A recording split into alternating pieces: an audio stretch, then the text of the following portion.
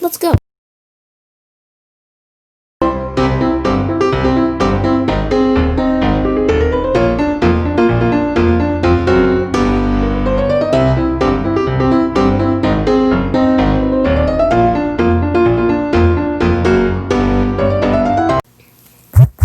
Margaret Island is the island in the Danube with lots of photo ops, parks, and fountains.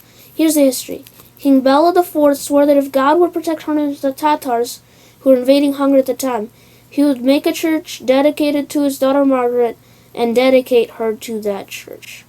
She became a nun and didn't marry a Bohemian king like she was supposed to. Some notable things to do there include the Margaret Island Tower, chilling at the park, the Japanese garden, the Budapest sign, and the dancing fountains, to name just a few. Margaret Island has two bridges, the Árpád and Margaret Bridges, which lead us to the next section.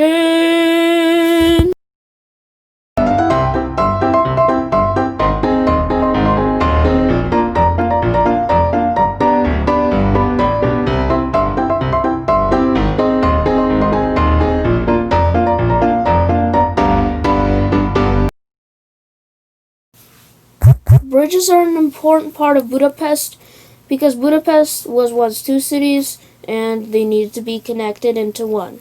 Budapest has 7 bridges, and I will list them in order from north to south. Actually, Budapest has more than 7 bridges, but I'll just list the most important 7. Árpád on the north end of Margaret Island, then Margaret on the south end of it, and Széchenyi Chain Bridge, then the Elizabeth Bridge, Liberty Bridge, and Petőfi Bridge. Let's go through the history and the bridges themselves in that order. The Árpád Bridge. The design was planned to be finished in 1903, but it was actually finished in 1930, and construction wasn't started until 1939. From 1943 to 1948, construction was halted due to World War II. It was completed in 1950, and since Stalin was the leader who made Hungary part of the Eastern Bloc, the bridge was named after him and was called Stalin Bridge. It was only until 1958 when the bridge was named Árpád Bridge in honor of the first Hungarian king. This is the second bridge in Budapest, and it was built in 1872, starting in 1872 until 1876, by a French architect named Émile Gouin. Sorry if I butchered the name. I don't speak French. Its arched bottom was inspired by the Pont Neuf in Paris. At least it looks like it to me, which was built in 1607 under Henry IV. This bridge connects the north end of Margaret Island, and the Parliament and Buda Castle can be seen from there. Now let's go to the chain bridge connecting the Gresham Palace and the Buda funicular.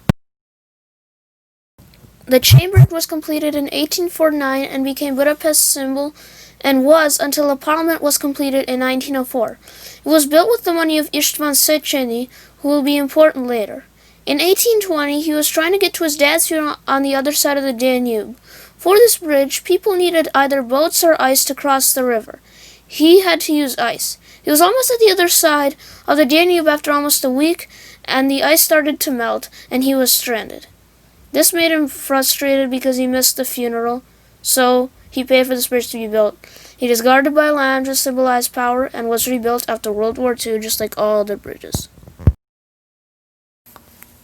This bridge was built to honor the Habsburg Queen Elizabeth, who was the wife of Franz Josef and had a nickname Sisi. This bridge was initially built in 1897 and was completed in 1903. The bridge was destroyed by the Nazis as they retreated in 1945 and had to be rebuilt.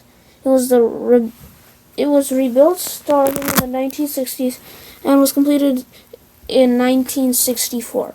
Today it has the heaviest traffic in Budapest out of all the bridges due to the freeway being connected to. This bridge started to be built in 1894 in the Art Nouveau style.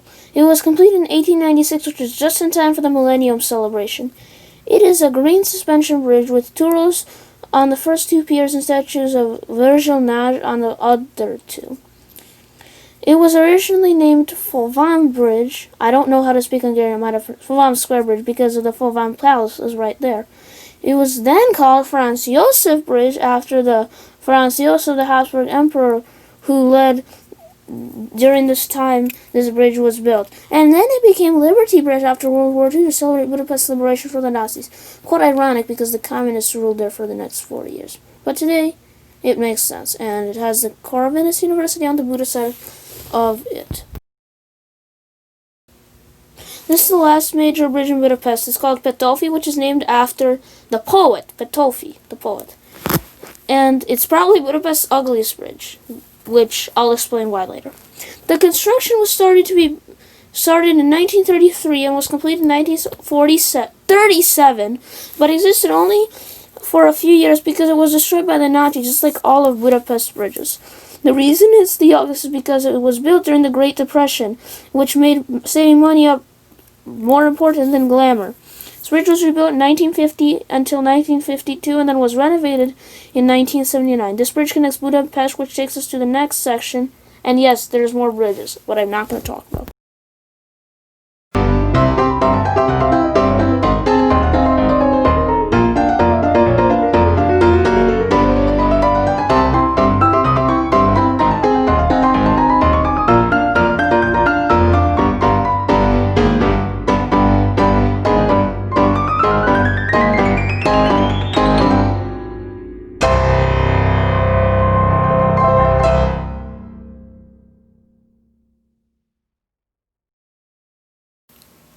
Pest is the modern business part of Budapest.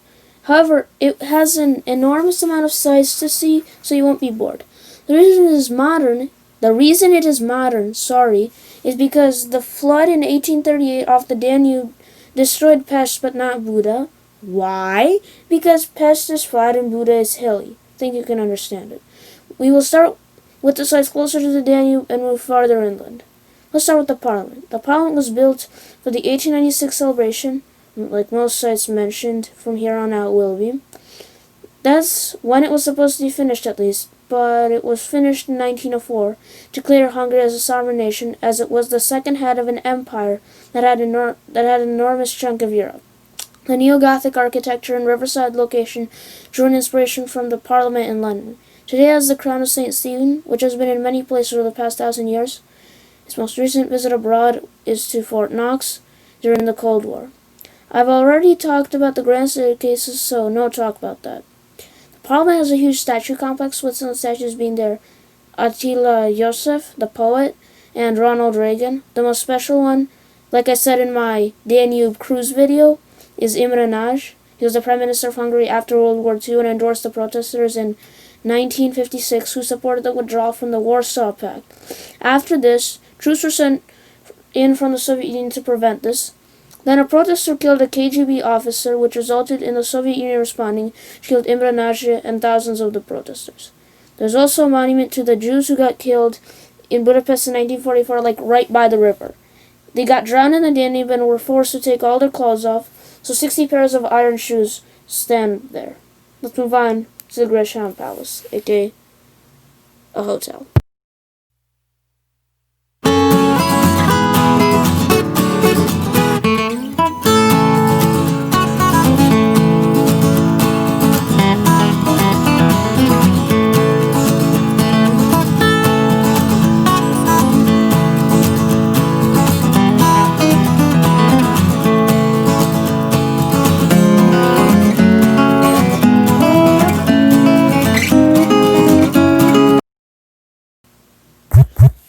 This building was built in the historicist style with the elements of Art Nouveau. The building was destroyed in World War II, which made it necessary to be rebuilt. It was rebuilt in 1999 and currently serves as the Four Seasons Hotel in Budapest. So the next site on our list is Vörösmarty tér. Alright, this is a square, or tér in Hungarian, named after Vörösmarty, the poet. This was the central square in Budapest after Hero Square, which we will see later. The Gerbo Cafe on this square was the meeting point in Budapest between World Wars I and II, where people met after shopping, before going to walk on Váci utca, which is where we're heading next.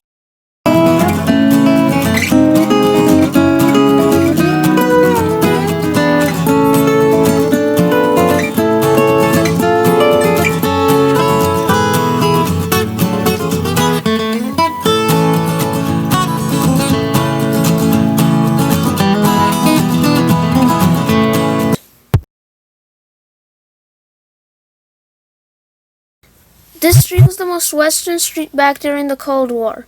People that lived in the Warsaw Pact nations would come to experience Western cuisine, for example, McDonald's and Burger King, Western fashion like Gucci, Armani, and Reeboks. The communist and fascist history is only one part of the history of Hungary, so let's see it in a museum.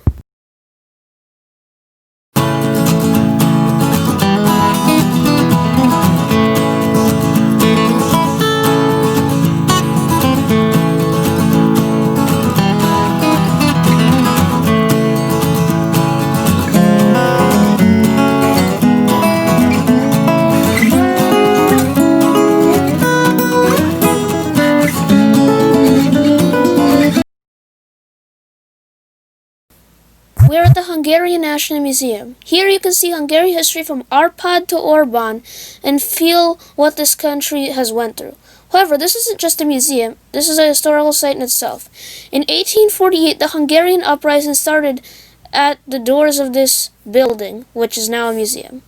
One part of Hungary's history, just like the communist past of Hungary, was its fascist past. Hungary lost most of its Jewish community, which was one of the biggest in Europe. Now let's go down the street to the Jewish quarter and learn more.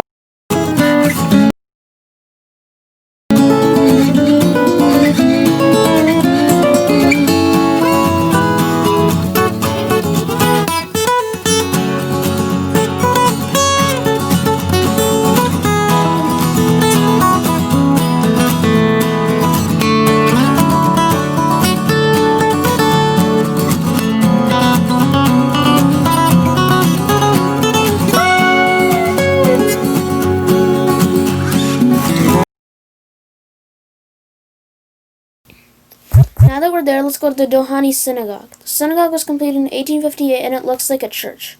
You want to know why? Even though the Jews weren't integrated into the society in terms of religion, they were integrated by daily life and jobs. They were bankers. Examples of features in this building conveying that idea are the towers, which aren't typical of synagogues, but are typical of churches. The organ, it's the only synagogue that I've heard of in the world that has one. The long nave and pulpit, and the dome. During the inauguration of the synagogue, Franz Liszt played the organ because of the Sabbath, and during the Sabbath, Shabbat in Hebrew, Jews aren't allowed to work. This can mean they can't drive, they can't use technology, they can't use electricity, they can't cook, or create music or create art. For the organ being there, Orthodox Jews refused to worship there and worship at another synagogue in this neighborhood, which we will see later. Outside of the synagogue stands the willow, which makes an upside-down menorah. This is a memorial to Budapest Jews who were killed by the Nazis. Each leaf has the name of a victim. Also included with the ticket, aside from the synagogue entrance, the Holocaust archives, and a guided tour in the synagogue is the Jewish Museum, the Hungarian Jewish Museum, where you can learn about Judaism and see what it was like to be a Jew in Hungary.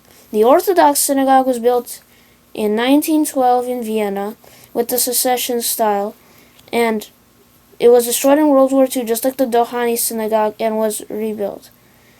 Today it's open, unlike the Rumbach Synagogue, another synagogue here, which is beautiful to see from the outside, but I wish I could go inside while I was there, but no, you can't go inside. It's restoration time. So visiting it is pointless. So, anyway, let's move on to the St. Stephen's Basilica.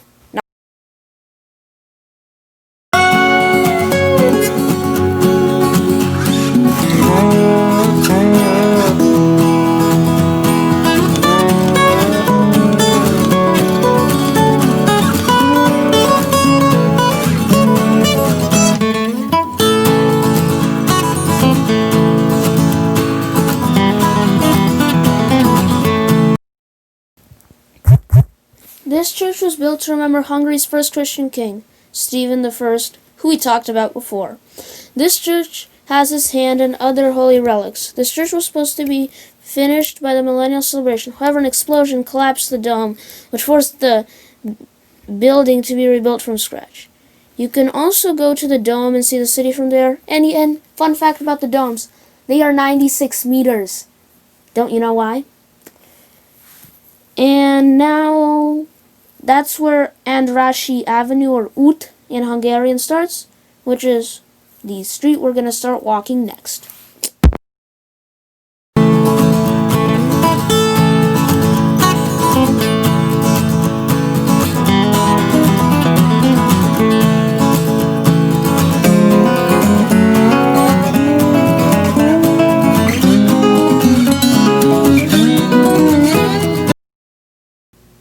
Andrássy út, or avenue, was built to connect the central Pest area to Hero Square, which is where the birthday party, Hungary's 1000th birthday party, took place. Who was Andrássy? Andrássy was the last Hungarian king in the Árpád dynasty. Okay, so what are some sights to see? Well, you have the Opera House, which has tours. I will put the times up on the screen. Then you have the Terror House, the House of Terror, which was the headquarters of the Gestapo and the KGB. Then you have the New York Cafe, and then Hero Square ends at the end of the street. And Hero Square was obviously where the celebration was held, and then there's the Millennium Monument with Árpád, the first king, the Archangel Gabriel, who offers St. Stephen the crown. And then this square leads to the city park. The park has a circus, a zoo, by the Hunyad Castle, which was a replica of a castle in Transylvania. It was originally built out of wood and cardboard, and it was so popular that it was rebuilt in stone, and parts of the building have different architectural styles, and inside is an architecture museum. Budapest also has amazing day trips, and there are too many to list, so I will just talk about the ones I've been to. The Danube Bend and Lake Balaton. Don't expect much information about them in this video, because I will make an individual video explaining them, or one video for both of them. I don't know. We'll see what happens. So, let's see.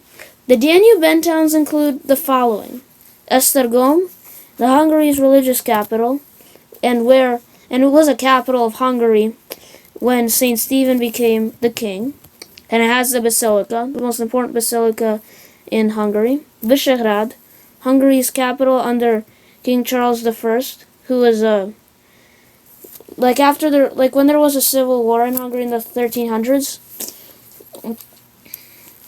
the French dynasty of Charles I was wildly unpopular, so he escaped into the mountains to defend himself. The high ground. Hashtag the high ground. And then you have Szentendre, which is a souvenir town. From Lake Balaton, there are too many towns, so I'll talk about the town I stayed in, Tihany. There's also other towns like Castelli, but that's not what I know, so I'm not going to talk about that. The lake is a vacation spot for Hungarians, and you will almost never, ever, ever, ever, ever meet any Hungarian who didn't vacation there in the summer. And also don't vacation there in the winter. It is frozen. Anyway, that's a wrap for this guide. I hope you enjoyed it. If you did, like, subscribe, turn on notifications. Happy travels, and I'll be back